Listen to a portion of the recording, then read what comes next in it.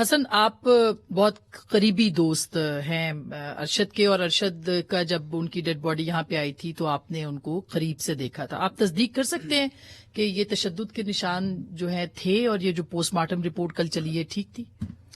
دیکھیں بات یہ ہے کہ جب فیصلہ یہ ہوا کہ پوسٹ مارٹم کرانا ہے، I was the first guy جس نے D I G operation Sohail Chattha صاحب کو کہا کہ جی فیملی چاہ رہی ہے کہ پوسٹ مارٹم ہو، لیکن ابھی ڈیسیجن نہیں ہو سکا. میں نے کہا in the end of the day decision کرنا ہے ان کی مدر نے. بہرحال ان کے بردر ان لا تھے عثمان صاحب، لیفٹیننٹ کرنل ہے، آرمی میں بھی سرونگ ہے. ان سے بات ہوئی، انہوں نے کہا یار میں تو فیصلہ نہیں کر سکتا، یہ تو آنٹی نے کرنا ہے، یعنی جو ان کی والدہ ارشد کی، ان کی سسٹر کی مدر ان لا بنتی ہیں.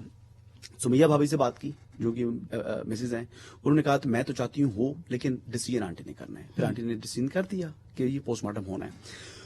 مجھے جو ہے وہ اس وقت تک نہیں پتا تھا، لیکن جب پوسٹ مارٹم ہو چکا تھا، اس کے بعد جب باڈی آئی، جب غسل دیا، تو اس ٹائم پھر یہ ساری معلومات مل گئی تھیں. اور جو پکچرز آپ نے دیکھی کامران شاہد صاحب والی، اس سے مزید پکچرز بھی موجود ہیں، اور بھی پکچرز ہیں جو کہ ان کے جو کلوز ان کا سرکل ہے ارشد کا، مرحوم کا، شہید کا، وہ ان کے پاس ابھی بھی وہ پکچرز موجود ہیں. اور یہ جو پوسٹ مارٹم کی رپورٹ آئی ہے، اس رپورٹ سے بہت پہلے پتہ لگا تھا کہ یہ ٹارچر ہوا ہے، کیونکہ دیکھیں نیلز تھے وہ ہاتھوں کے، جو تقریباً موسٹلی جتنے بھی نیلز تھے وہ تمام نکلے، سوائے ایک چھوٹی انگلی کے ایک کا جو ہے وہ چھوڑ دیا تھا. باقی انہوں نے بیسکلی اس کو پریس بھی کیا ہے اور پھر وہ نیلز کو نکالا بھی ہے. سیکنڈ بروز تھا یہاں پر، آپ نے شاید نوٹس کیا ہوگا. اور اس کے علاوہ ان کی یہ جو کلائی جو بتایا انہوں نے ٹوٹی ہوئی ہے وہ بھی تھی. پلس ایک اور چیز ہے جو کالر بون کہتے ہیں، ان کی گردن بھی ایک سائڈ پر ہوئی تھی، یعنی ارشد بھائی کی. اور اس کے بعد تو دیکھنے کے بعد تو مجھے رات کو نیند نہیں آئی. آپ یقین کریں کہ ہم قائد اعظم ہاسپٹل سے باڈی چھوڑ کر جب پہنچے واپس، میں اپنے گھر پہنچا، تو بلیو می ناٹ کہ میں صبح 9 بجے تک میں سو نہیں سکا، اور نیند مجھے آئی نہیں. ظاہری بات ہے وہ بار بار وہ چیزیں آتی تھی سامنے، ذہن میں آتے تھے، دماغ مطلب نہ میں رو رہا تھا اور نہ میں نارمل تھا، اس طرح کی صورتحال ہوگی. لیکن بہرحال یہ چیزیں پتہ تھی. لیکن کامران شاہ صاحب نے زیادتی کی، جو فوٹوز نہیں دکھانی چاہیے تھی. فیملی کو کافی زیادہ جو ہے وہ تکلیف ہوئی. کل ان کی جو وائف تھی انہوں نے میسج کرنا شروع کر دیے کہ جو کامران شاہ صاحب بتا رہے ہیں یہ سچ ہے.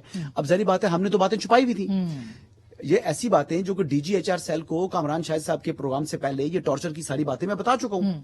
جو عارف نیازی صاحب ہیں، کیونکہ چیف جسٹس صاحب کو ان کی مدر کا لیٹر جب پہنچانا تھا تو اس میں بھی میں نے جو ہے وہی لیٹر میں نے پوسٹ کیا تھا، اور اس کے بعد میڈیا کو بھی میں نے ہی وہ شیئر کیا تھا.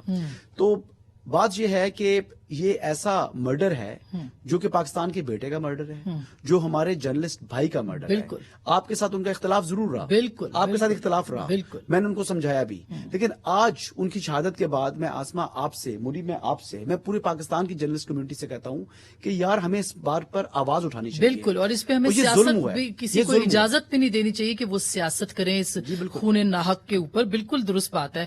حسن، اب یہ جو اس کا سب سوال اٹھا رہے ہیں، آپ سوال اٹھا رہے ہیں، میں سوال اٹھا رہی ہوں، چیف جسٹس سوال اٹھا رہے ہیں، پرائم منسٹر سوال اٹھا رہے ہیں، عمران خان صاحب سوال اٹھا رہے ہیں، وہ کیوں گئے یہاں سے، کس نے بھیجا؟ عمران خان صاحب اپنے منہ سے بھی کہہ رہے ہیں آپ کو بھی پتا تھا، تھریٹس ان کو آ رہے تھے، کیوں؟ دیکھیں ارشد کے اوپر ایک رات میں 13 ایف آئی آرز ہوئی. وہ 13 ایف آئی آر جب ہو چکی تھی تو ارشد بھائی اس کے بعد کہیں آگے پیچھے ہو گئے. وہ جہاں تھے ان صاحب کو بھی میں جانتا ہوں، وہ جس جگہ رہے وہ گھر نہیں تھے.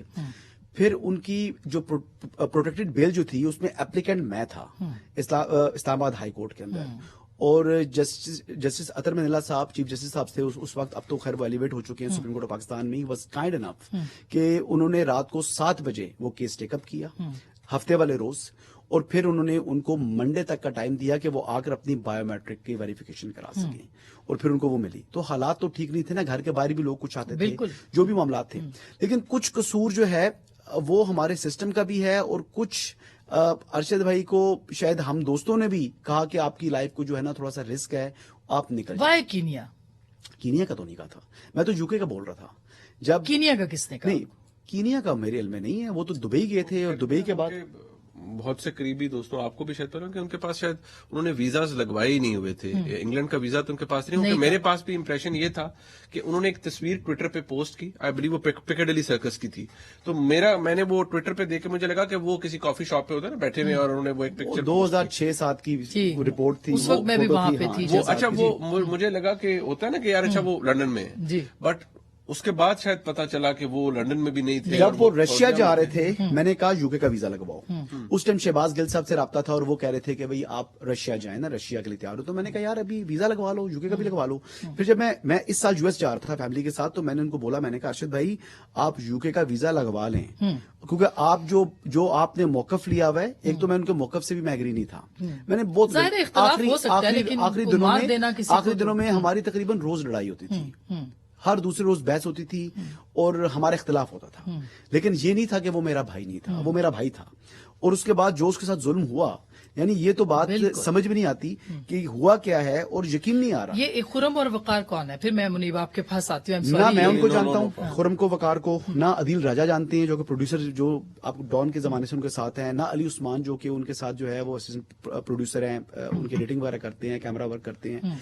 ان لوگوں کو کچھ جانتا ہی نہیں ہے, نہ ان کی مدر جانتی ہے, نہ ان کی مسز جانتی ہے, نہ ان کو وقار کو اور جو خرم کو کوئی بھی نہیں جانتا. یہ کون لوگ ہیں؟